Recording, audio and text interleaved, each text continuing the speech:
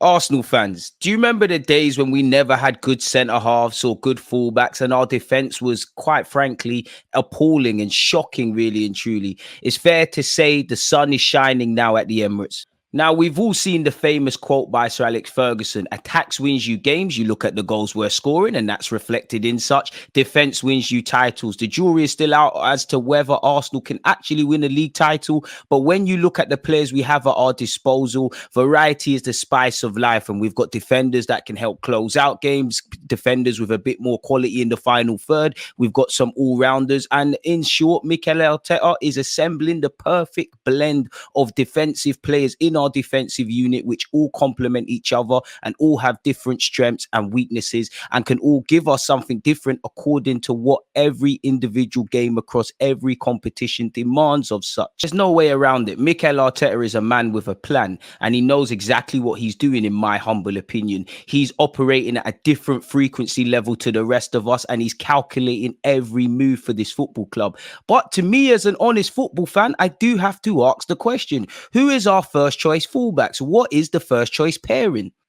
Now, to play for a Mikel Arteta team, you need to be an intelligent footballer. You're going to be involved in several different phases of play all across the football pitch, individually and collectively. You're going to be creating triangles. You're going to be pulling into certain spaces where you might not necessarily receive the ball, but it's for a teammate to exploit. It's not an easy job at all, if I'm completely honest with you. Now, again, every position in professional football is very difficult, but I would argue the hardest role to play at Arsenal Football Club is an inverted fullback, or just as a fullback in general under Mikel Arteta. It's very intricate. There is no margins for error, and you need to stand up to be counted, and you need to be consistent. Clearly, Mikel Arteta makes it simple for you to understand, but it's also complicated. You're involved in several phases of play defensively and offensively, and it is extremely difficult once again. You know, Mikel Arteta is a chess master, and you need to be able to play chess to do such.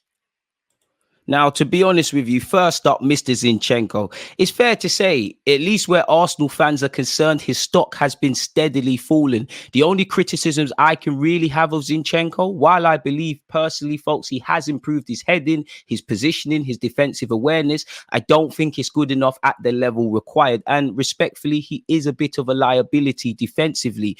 But there has to be a correlation for when he first arrived at this football club, with him playing week in, week out in his own individual way. He collectively participated in a title challenge. Obviously, when you think of inverted fullbacks, you probably think of Pep Guardiola's Philip Lahm. You definitely think of Trent Alexander-Arnold at Liverpool. But where Arsenal Football Club are concerned, Zinchenko was the poster boy. Obviously, between TomATOTSU and Benjamin White, Arteta has flirted with such before. But when Zinchenko came in, he was a revelation. I didn't want to get rid of Kieran Tierney, but I must admit, when I saw Zinchenko playing in that inverted role, it was a breath of fresh air, and he does give us a lot of creativity. And simply put, it's an extra man in the middle of the park. He's obviously got a fantastic bit of vision on him and passing range. It allows the Sakas, the Odegaards, whoever, to be higher up the field in areas where they can hurt the opposition. He clearly is the poster boy of the inverted role. I mean, you go back to Mikel Arteta's days at Manchester City, he converted Zinchenko into this role. And I do think his level of experience, being a Premier League winner, being in high pressurized environments, there's a lot of transferable skills he can give to our team and his teammates. He fully understands what Mikel Arteta demands of him. He fully understands what Mikel Arteta is specifically asking. And I can see why he's in the team. I must admit, I am a bit shocked with some Arsenal fans' comments about Zinchenko. They act like he's damaged goods. I do think, not that the system is leaving him, folks, but as we advance and we get creativity in other areas, and you see Mikel Arteta play Benjamin White as an inverted fullback, and I'm sure we're all awaiting on Timber's return, I do think the cons, the better yet, the pros of Zinchenko's game are not outweighed by the cons, if I'm completely honest with you. I would keep him. I think when the sun's shining and we're playing teams that we're going to dominate possession, I think that's Zinchenko's bread and butter.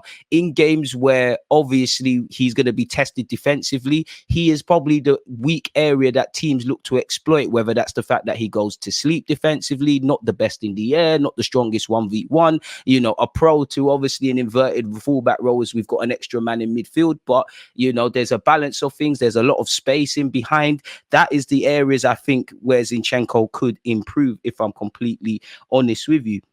But as I said, he's the poster boy of the fullback role. He's the most versatile in that.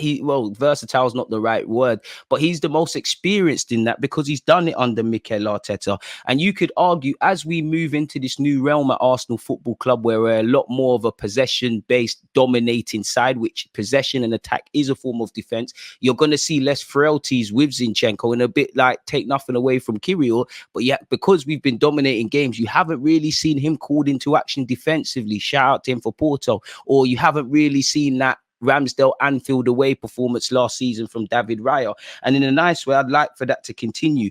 I think it's different horses for different courses, and I think there is a role for Zinchenko to play here. But I understand he is a liability and his stocks somewhat have fallen. Now, fresh off of signing a new contract, a new long-term deal at Arsenal Football Club, Takehiro Tomiyasu. I describe him personally as a Japanese Swiss army knife. He's intelligent, he's versatile, he's humble. I don't think he gets enough credit, but he's actually very bow-footed. Of course, he's not the most glamorous of players in this current Arsenal team, nor is he the most glamorous Arsenal player I've ever seen. But I love him. He looks a lot older than his actual age, but at 25 years of age, there's a lot more he can bring to the table. The only knock I could put on Tomiyasu's name is when I say Arsenal players injured. If you're not saying Thomas Partey, you probably are saying Tomiyasu. And for as much as I love the player and his abilities, the best trait you can have is being available, or you find yourself indirectly becoming obsolete, which could be the case to a slight degree with Tomiyasu's teammate Thomas Partey. I love him. He's clearly intelligent, able to retain information. I was gutted with his latest injury because he really was improving in the final third. I think his greatest strength is also his greatest weakness, in that sometimes I think he's too humble to the point where he doesn't always believe in himself. And when you read between the lines at Mikel Arteta's press conferences, when speaking about Tomiyasu, he kind of alludes to such. And I think it's very interesting when you listen to what Mikel Arteta says about Zinchenko, for example. He doesn't really talk about anything to do with the defensive aspects of the game. When discussing Tomiyasu, he specifically says the first job of a defender is to be able to defend people. I love the guy. I think he's dominant in the air. I know Gabriel and Saliba could probably lay claim to the point I'm about to make, but I think in terms of 1v1 defending, I don't think there's a tougher player at Arsenal Football Club to get past than Tomiyasu. He's dominant in the air. He's versatile and can play all across the back four. He's comfortable at left back and right back. I love Tomiyasu. I don't know if he's currently in Arteta's plans to be first choice because form does dictate a lot of things, but we've got some fantastic potential partnerships in terms of our left back and right back. And I'm happy with Tomiyasu, whether he's a first team regular, whether he's on the bench to help us see out games, whether he's an option at centre half. I'm happy to have Tomiyasu. I do think it's interesting that he's only essentially signed a 2-year deal with the option of a third. Could that be because, because as I said, the man's 25. Surely you want to put him down on a deal that Benjamin White had, but could that be a thing where we've given him 2 years? There is an option of a third, but he's got 2 years to kind of prove himself, prove that you can get over these injuries and be a main player. Or is there another option that we're going to look at in the future? There's rumors of Miles Lewis-Skelly potentially becoming a left back. Obviously, we're all seeing the interest in young Hato at Ajax. Could that be a thing where in years to come Tomiyasu's role might become diminished? I'm not sure. But as I said, the only knock against Tomiyasu's name for me is fitness. If you're not able to stay fit, then to a degree your development is going to stagnate and you're going to find your role at the football team diminished. As we become better as a football club, as you all can see, there's serious competition for places and there's no room for sentiment. But I love Tomiyasu. I'm happy with him and I'm delighted that him and Benjamin White have signed new deals. And it's almost a great reward because, Tomiyasu and Benjamin White, they've been through the trenches since Mikel Arteta has joined the club. When it comes to Benjamin White, personally, I think he needs some new haters. His haters are becoming fans, Jamie Carragher, Gary Neville, all of them had something to say when we signed Benjamin White for £50 million off the back of one Premier League season. And they writ him and a number of players and just damn right our whole project off because we got butchered, rightly so, against Brentford. It's fair to say, once again, Mikel Arteta, Edu, and everyone connected with Arsenal stuck to their guns, and we're seeing the fruits of now how the labor and the plans and things they put into place. It's hard not to love Benjamin White. For me, I describe him as the leader of the new school. And what I specifically mean by that is when you look at his age, of course, you've got Partey, Onene, Jorginho, exceptions to the rule, but he's 26. When you look at him, the Sakas, the Gabriels, the Martinellis, the Odegaards, etc., etc., Benjamin White is the leader of the new school, in my opinion. He's 26 years of age. He's gone through, an educational period on loan at Peterborough. Obviously, he's played for Brighton. He's been at Newport, and he's actually played more times for Arsenal than Brighton. So he's been learning on the job. Since he's been reverted to fullback, he has been a revelation. I wouldn't rule out him playing centre half again one day, but right now, right back is his. It doesn't matter if he's playing as an organic, traditional fullback, as an inventive and inverted fullback, and whatever Mikel Arteta demands of him, he takes it all in his stride. No clue why Southgate doesn't see eye to eye with him at England level, but from a selfish Arsenal point of view, for a man that plays week in, week out, if his legs are able to be rested for our football club, then that is fantastic. He's a man that should be joining Aaron Ramsdale, Declan Rice, Bukayo Saka, etc., in potentially going off to the Euros.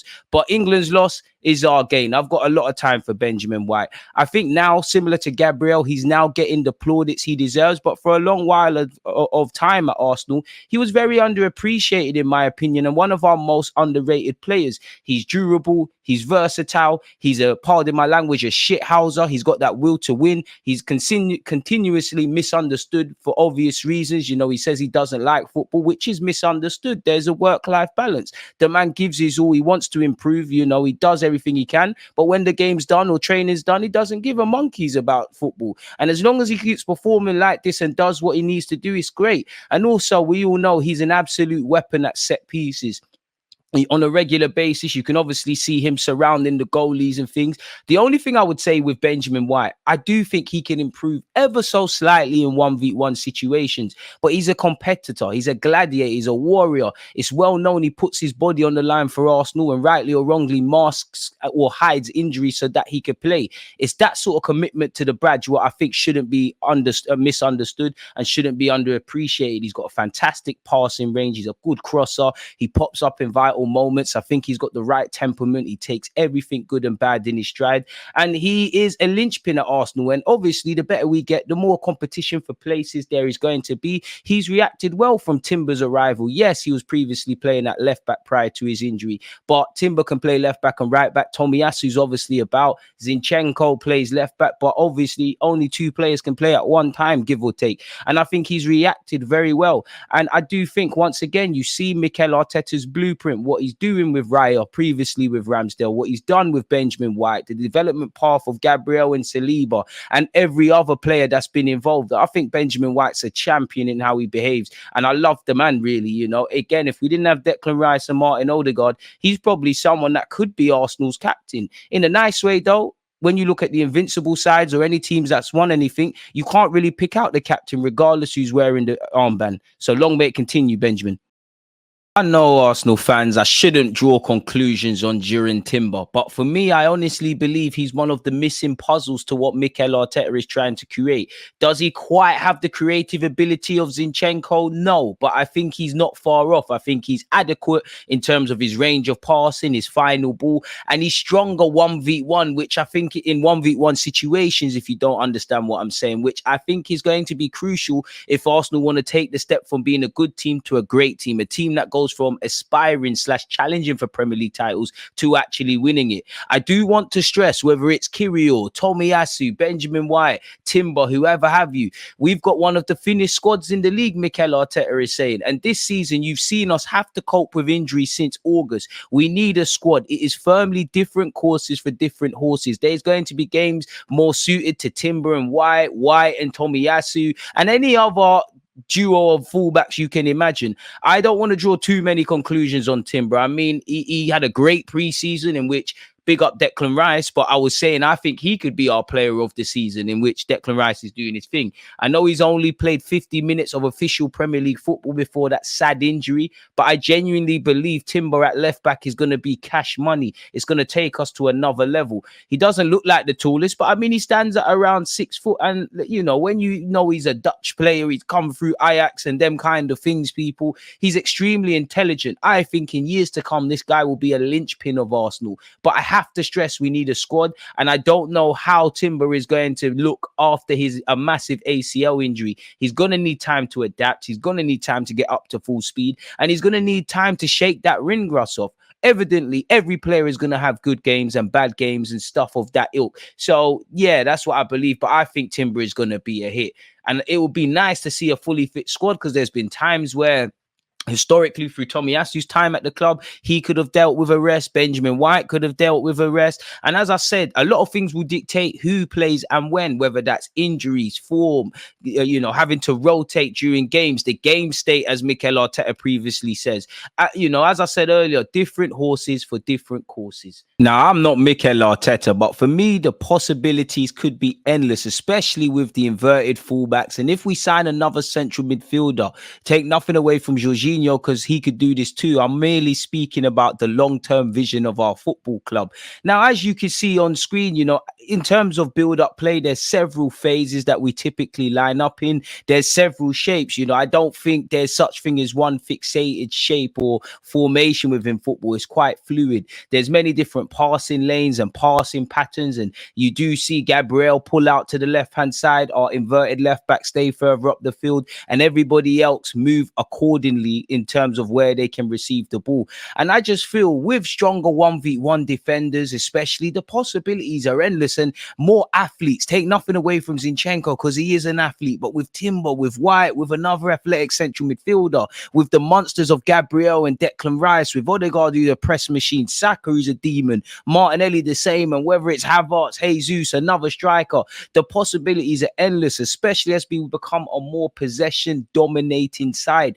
You know, possession is a form of defense, and we can suffocate teams, especially if we've got the pace, the dynamism, the strength, the intelligence, and the tactical know-how to, you know, be able to gamble, and ultimately the street smartness. And it starts to whet my appetite. It starts to arouse my imagination as to where Arsenal Football Club could be, and the possibilities once again are potentially endless, people. You know, you typically see us at times, you know, in terms of our pressing shape, again, it's typically two banks of four. It kind of mimics a 4-4-2 kind of formation at times when we're pressing as well, folks, as you can see on screen. And for me, it would be TIMRA and White. I think there's games for TomATOTSU. I think there's games for Zenchenko. I think there's games for Kirill. And that Kirill's development in particular is good. Now, if I just bring in some of the opposition team for this makeshift example, people, you begin to see what I mean about suffocating teams and what Mikel Arteta might want to do. As you can see on screen, I'm putting the defenders and the goalie. Sorry about actually having the goalie as the same color as the outfield players, people.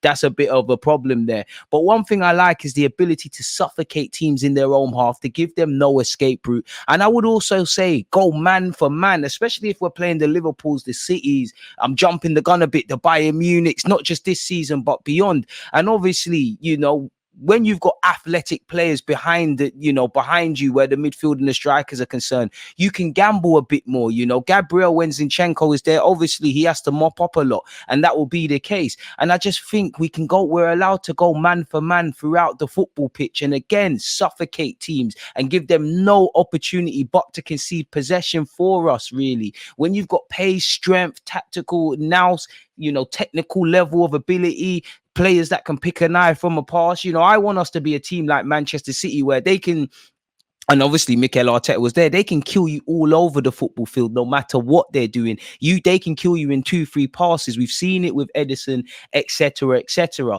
So you can begin to see what I mean about suffocating teams and going man for man. If I just remove these players for a second and bring you another example, as I said, sorry for having the keeper as the same color. There we go. I've kind of fixed it up now to make it a bit more pleasing. Let me work my magic. As you know, Benjamin White is a demon. Declan Rice, Saliba and Gabriel are men monsters. Timber's probably going to more likely line up in that inverted role. You'd have Declan Rice or the new centre mid offering for the ball, one of them being the deeper of the midfielders, and Odegaard just operating however he wants, really and truly. Odegaard's shown he can drop deeper this season. Obviously, he's the number 10 in the team. He indirectly becomes a striker out of possession. And tell me I'm lying, people. Tell me this doesn't excite you, what potentially Mikel Arteta could do. And again, the thing that excites me the most is the ability to go man for man all over the field. As you can see, you know, between Gabriel and Saliba, they'd have to pick up the striking. The other one would have to cover. Timber would have to pick up a man as well. And as I said, he's more likely to be inverted and he'll have to look over his shoulder for the winger. Benjamin White the same. Obviously, Bukayo Saka would be next to the left back. Gabriel Jesus would have to just occupy the two centre halves. It could be Gabriel Jesus, it could be Havertz, it could be Trossard, it could be a new striker. Have whatever you want, people.